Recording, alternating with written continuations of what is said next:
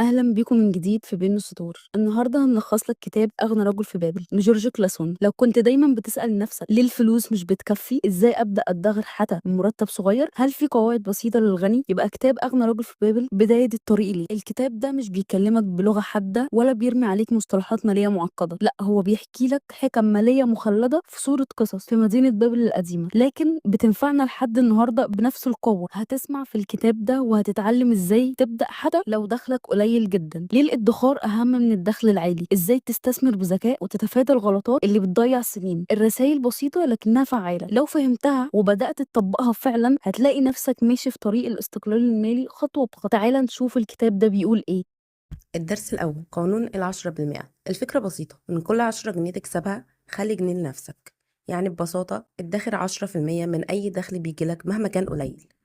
تعالى ناخد مثال. في راجل بدأ من لا شيء، وكان زي أي حد تاني بيشتغل بياخد الفلوس وبتخلص قبل آخر الشهر، لكن الفرق حصل لما بدأ يطبق القاعدة دي. ليه القانون ده مهم؟ الناس غالبا أول ما بتاخد الفلوس تصرف منها على الإيجار، الأكل، اللبس والخروجات، وبعدين تقول مش فاضل حاجة أوفرها. لكن الكتاب بيقولك العكس، اعتبر العشر ده مش متاح للصرف أصلا، كأنه فاتورة واجبة عليك بس لنفسك. يعني لو بتقبض 1000 جنيه حط 100 جنيه على جنب، لو 500 حط 50. المهم تبدأ، مش الكمية لكن الاستمرار هو السر. مع الوقت العشر ده بيكبر وتبدأ تفكر، طب أعمل بيه إيه؟ أسيبه، أستثمره، أفتح بيه مشروع صغير. وده بداية الرحلة الحقيقية للغنى. الخلاصة، الفلوس اللي بتاخدها مش كلها ليك، لكن 10% اللي بتحوشهم دول مستقبلك الحقيقي. ابدأ الدخل من النهاردة حتى لو بجنيه. الدرس التاني: اتحكم في نفقاتك. فكرة الدرس دي هي لو دخلك زاد مصاريفك هتزيد ولا هتعرف تتحكم فيها؟ الدرس ده بيقولك ان كل الناس عندها احتياجات ورغبات، بس مش كل حاجة لازم تتعمل. السر مش في انك تكسب اكتر،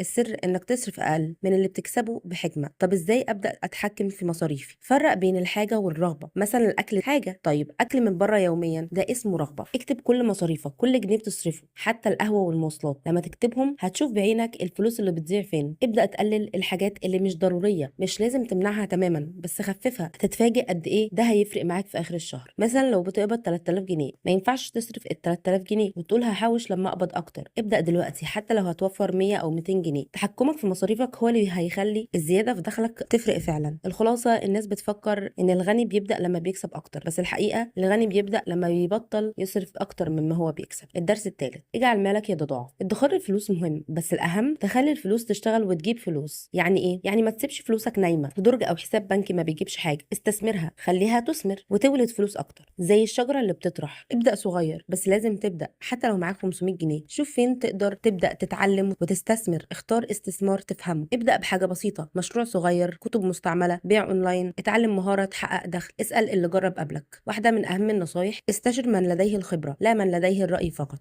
لو معاك 1000 جنيه ممكن تشتري بيهم ادوات وتبدأ تصور وتمنتج فيديوهات للناس او تتعلم الشغل، تشتري كتب مستعملة وتبيعها اونلاين، تعمل صفحة وتعمل مشروع بسيط وتروج له. كل حاجة بسيطة ومربحة بس لو فهمتها صح. الخلاصة، فلوسك زي البذرة، لو رميتها في الارض الصح هتطلع شجرة فلوس. مش المهم الفلوس قد ايه، المهم تستخدمها ازاي. الدرس الرابع: اجعل بيتك يدفع لك. في فرق كبير انك تسكن في بيت وانك تخلي البيت نفسه مصدر دخل او استثمار ذكي. الدرس هنا بيقولك ما تخليش كل فلوسك تروح على الايجار او الاقساط على البيت بس بيسحب منك فلوس، لكن خليه وسيلة يولد لك فلوس. ازاي ده يحصل؟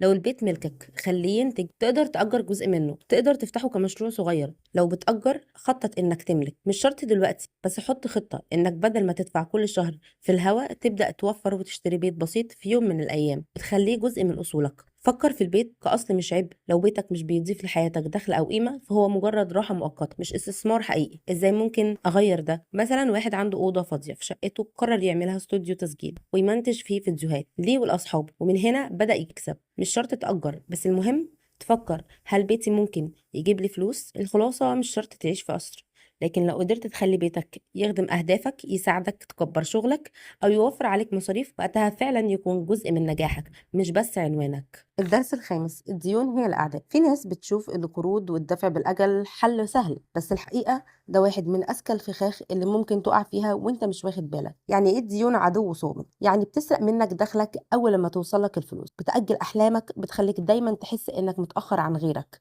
حتى لو شغال كويس. ومشكلتها الأكبر إنك تعتاد عليها وتفكرها جزء طبيعي من الحياة. تخيل معايا واحد مرتبه 4000 جنيه، عنده قسط موبايل ب 800 جنيه، وكارد قديم ب 1200 جنيه، وفاتورة كريدت كارد ب 700 جنيه. يعني قبل ما يبدأ الشهر حوالي 70% من المرتب راح في الديون، واللي فاضل بيكفي بالكاد الأكل والمواصلات. الحل إنك تقطع أي مصدر ديون جديدة، وقف استخدام الكريدت كارد، وقول لنفسك مش كل حاجة أقدر أشتريها حتى لو عجبتني. افهم الفرق بين احتياج ومزاج. تليفونك بيشتغل كويس، ما تغيروش بس عشان شكل. الخلاصة، الديون ما بتخنقكش مرة واحدة، لكنها بتسحبك بهدوء لحد ما تكتشف إنك عايش بتشتغل لغيرك. الحرية المالية بتبدأ لما ترجع تتحكم في دخلك، مش هو اللي يتحكم فيك. الدرس السادس: زد قدرتك على الكسب. لو عندك حلم تبقى غني أو حتى تعيش مستقر ماليا، لازم تزود قدرتك على كسب المال. مش بس تشتغل أكتر، لكن تتطور، تتعلم، تبقى أفضل. الفلوس مش بتيجي بالحظ، الفلوس بتيجي اللي بيتعلم يجيبها بذكاء. وهنا بيقولك الكتاب: ازرع في نفسك عادة التطور المستمر. كل يوم تتعلم فيه حاجة هو استثمار هيرجع لك أضعاف. طور مهارة عندك. بتحب التصميم، المونتاج، الترجمة؟ خد كورسات مجانية وابدأ طور نفسك وطور مهاراتك. المهارات هي الفلوس. اقرأ وتعلم عن الفلوس نفسها زي ما بتعمل دلوقتي. كل كتاب بتخلصه أو بتقراه هو خطوة تقربك من الذكاء المالي. اتكلم مع ناس بتكسب كويس وتعلم منها. مش شرط يكونوا مليونيرات، لكن يكونوا سابقينك بخطوة. خليك دايما فضولي مجرب. كل تجربة، كل فشل بيعلمك وتقدر تحوله لفلوس في المستقبل. الخلاصة: ما ينفعش تفضل في مكانك وتتوقع ان الفلوس هتزيد. لما تطور نفسك قيمتك في السوق هتزيد وشغلك بيكبر، وده بيخلي دخلك يتضاعف. انت اهم اصل بتملكه، طوره ما تهملوش. الدرس السابع: لا تسمح للخوف بأن يغزو عقلك. الخوف بيمنعك تتحرك، الخوف بيخليك ترفض فرص وتقول مش وقتها، أنا مش جاهز، أو أكيد هفشل. أكتر حاجة بتفصلنا عن النجاح مش الفقر، إنما الخوف. الناس اللي وصلت ما كانوش شجعان طول الوقت، لكنهم قرروا يتصرفوا رغم الخوف. الخوف بيجي من الفشل، خسارة الفلوس، كلام الناس، الخطوة الأولى. والمشكلة إنك تفضل تحسب وتحسب لحد ما تفوت فرص ما تتعوضش. واحد لقى فرصة مشروع بسيط كان محتاج 2000 جنيه بس، قال طب ولو خسرت؟ طب ما اشتغل في شغل ثابت أحسن، وساب الفكرة. وبعديها بشهر لقى زميله نفذها وكسب منها. الخوف ضيع عليه فرصة. النجاح مش بيجي من الشجاعة، إنما من المحاولة المستمرة حتى وانت خايف. الخلاصة: ما تخليش الخوف يعزل عقلك عن الفرص. خلي الخوف يكون مجرد إشارة إنك داخل على حاجة كبيرة، مش سبب يوقفك.